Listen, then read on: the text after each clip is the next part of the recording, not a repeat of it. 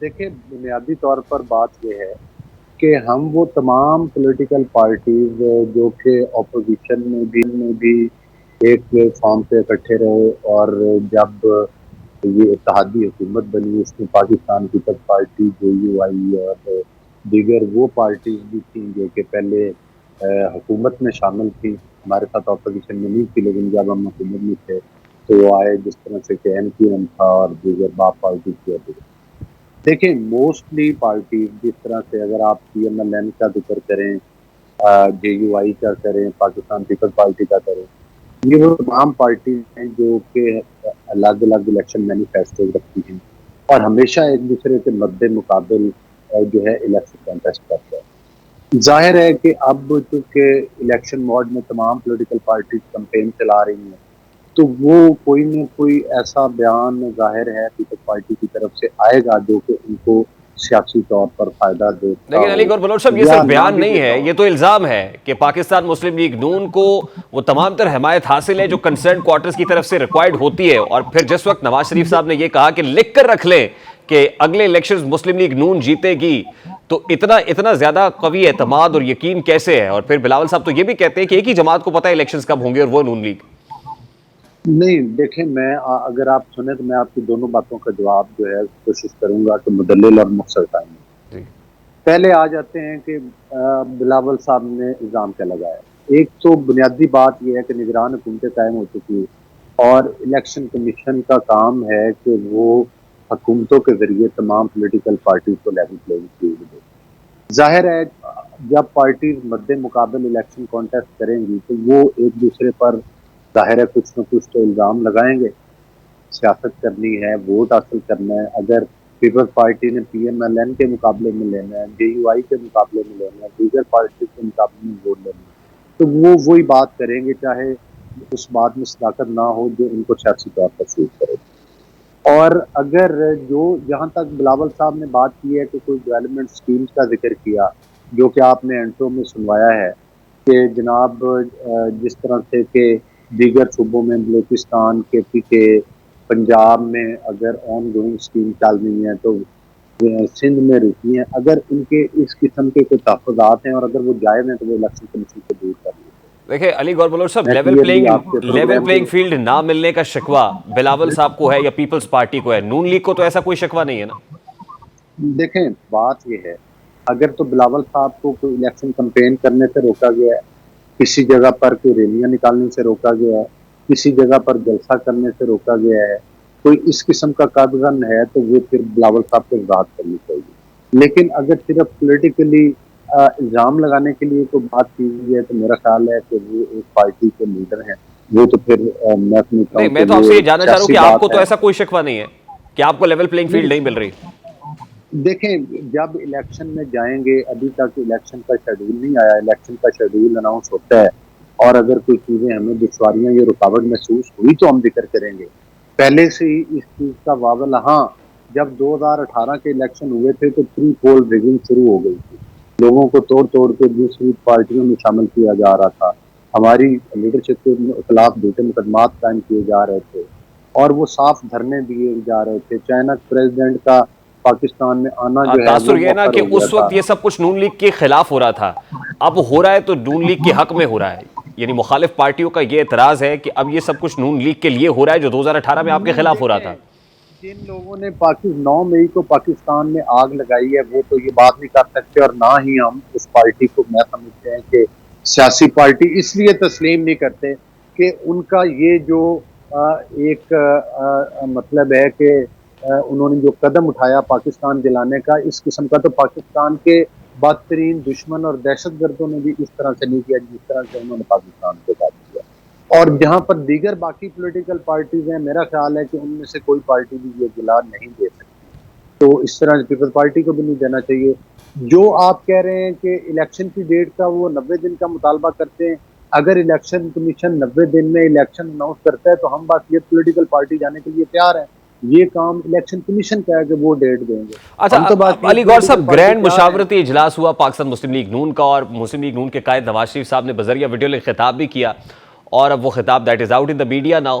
وہ جو گفتگو اس میں کر رہے ہیں وہ کہتے ہیں کہ ہم انتقام کی سیاست پہ یقین نہیں رکھتے اور ہم نے پہلے بھی معاملہ اللہ پہ چھوڑا تھا اب بھی چھوڑیں گے. یہ بات بالکل بڑی مناسب بات ہے, لیکن اگلی بات جب وہ کرتے ہیں اور وہ یہ کہتے ہیں کہ مٹی پاؤ والا معاملہ نہیں چلے گا بلکہ ہم سوال مانگیں گے اور احتساب کرنا پڑے گا, تو پھر کیا پہلے احتساب اور پھر انتخاب ہوگا؟ کیا کہہ رہے ہیں؟ نہیں دیکھیں, بنیادی طور پر جو کام 2017 سے لے کر 17 سے لے کر اور اس سے پہلے 2013 میں نواز شریف صاحب کی گورنمنٹ آئی, جنہوں نے پاکستان میں بہت ڈیلیور کیا, جنہوں نے پاکستان کی تاریخیاں دور کر کے لوڈ شیڈنگ کا خاتمہ کیا, جس حکومت نے پاکستان میں مہنگائی کی شرح 4% تک سنگل ڈیجٹ میں لے کر آئے, جس حکومت نے پاکستان کی دہشت گردی کا خاتمہ پاکستان کے افواج کے ساتھ مل کر کیا, اس پولیٹیکل پارٹی کے خلاف سازش کی گئی. وہ سازش اس پولیٹیکل پارٹی کے خلاف صرف نہیں تھی, وہ پاکستان کے خلاف سازش تھی.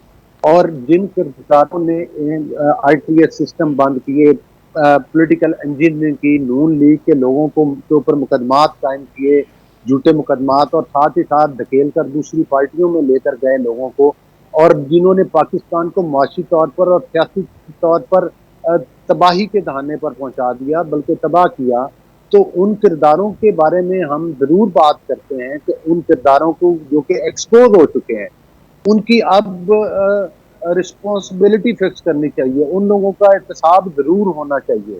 یہ احتساب کون کرے گا؟ 16 ماہ آپ کی حکومت رہی, اس وقت احتساب کیوں نہیں کیا آپ نے؟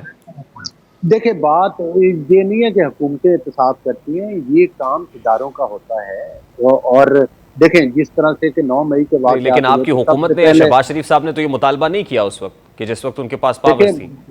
دیکھیں بات یہ ہے کہ شہباز شریف صاحب جو ہیں وہ کسی وزیر اعظم کے پاس اختیار نہیں ہوتا, یہ اداروں کا کام ہے. وزیر اعظم کے پاس اختیار ہوتا ہے, ہائی پاورڈ کمیشن بنا سکتے ہیں وہ.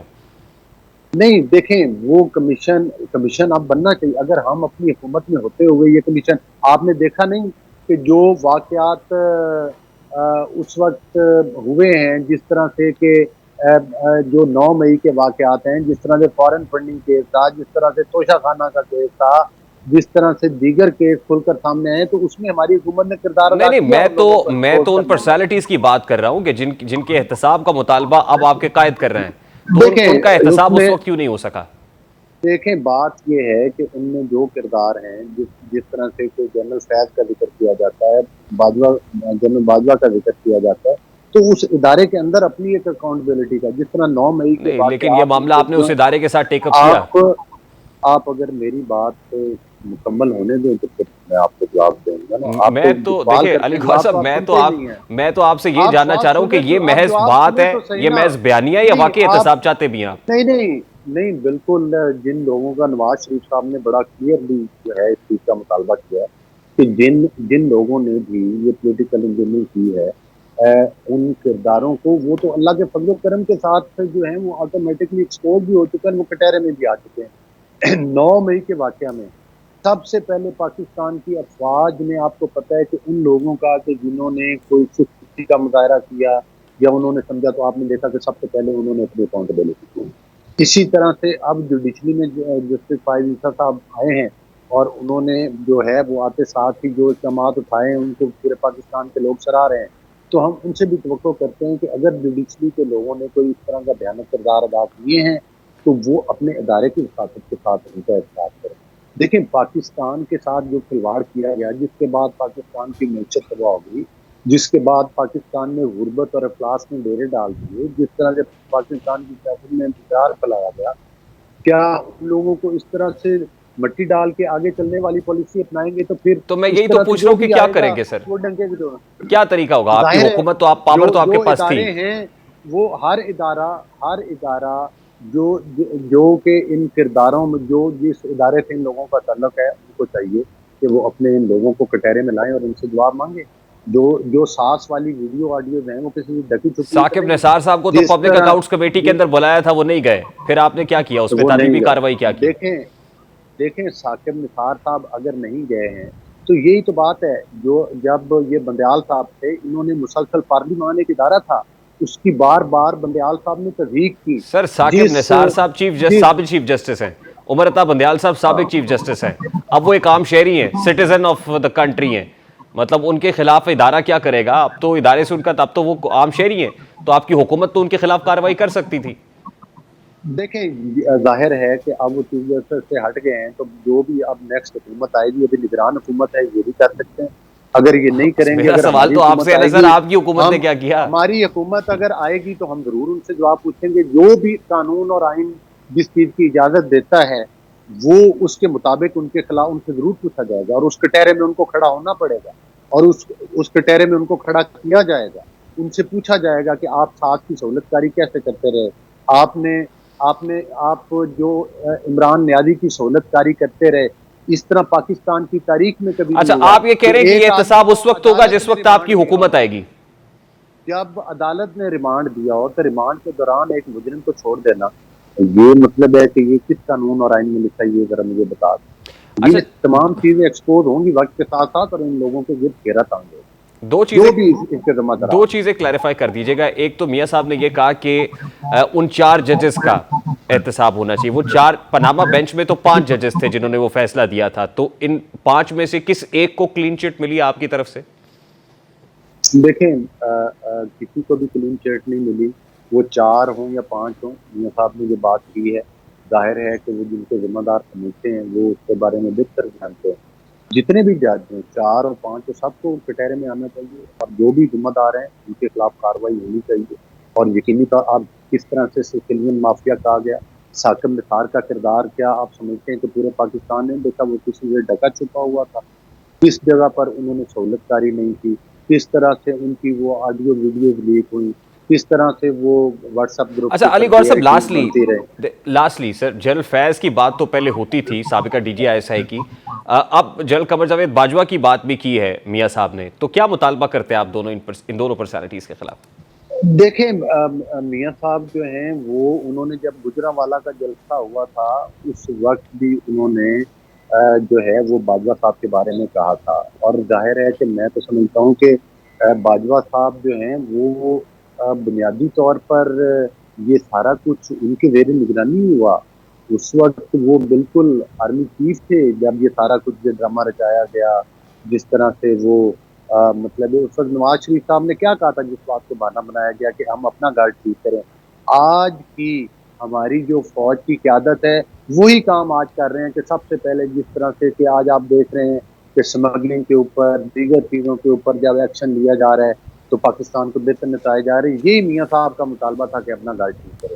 اس وقت کے میاں صاحب کے مطالبے کو آج کی فوجی قیادت تسلیم کر رہی ہے، لیکن میں نہیں سمجھتا کہ اس وقت یہ جو ساری سازشیں بنی گئی تھی میاں صاحب کی حکومت کے خلاف، اور ایک الیکٹڈ پرائم منسٹر کو جو ہے وہ ایک ایسے عدالتی فیصلے کے ذریعے جس کو کہ آئین اور قانون میں کوئی گنجائش ہی نہیں تھی تاحیات محل کرنے والا، وہ ڈرامے کس نے کیے؟ ثاقب نثار نہیں کیے تھے اس سارا پلان، جس کے بعد پاکستان کی معاشی طور پر تباہی ہوئی، اور پاکستان جو ہے وہ علی ایک گوھر ترقی صاحب، کرتا آئی ہوا، ہیو ایک ٹو ایشیا کا ٹیک اے ٹائیگر ویری بنتا ہوا۔ Quick short break. اب آج آپ اعتراف بھی کر رہے ہیں کہ اس دن میاں صاحب نے صرف چیف کا نام لے کر تنقید کی تھی۔